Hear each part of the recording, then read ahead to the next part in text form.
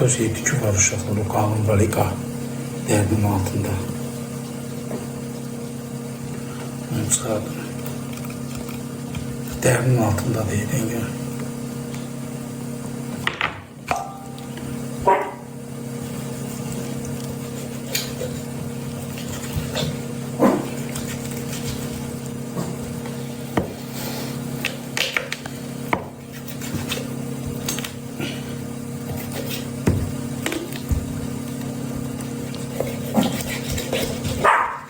Akili!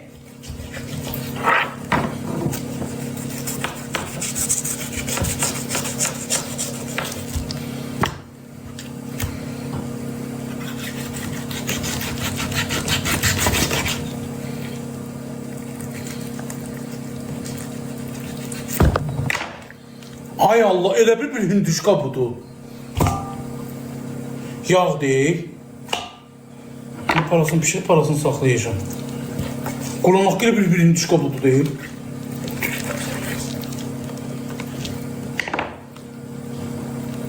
Ne?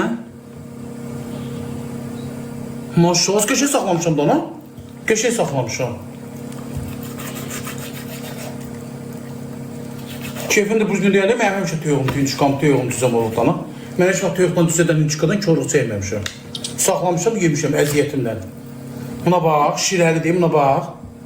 Bax, şirəli. Şirəli olanda tüyük çox dadlı çıxır. Ha?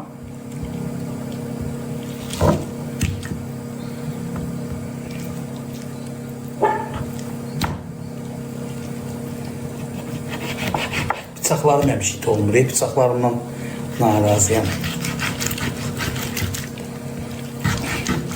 Qəssaflar deyir ki, gətir baboş, əziyyət çəkirsən, gətir itiliyim. Bunların aparatı olur. Bıçaqlarım itilsiz olur. Kimsə zəng edir. İndi öz aramız uşaqlar, niyə maşallah demirsiniz? Bu L'Oreal budunu oxşuyur.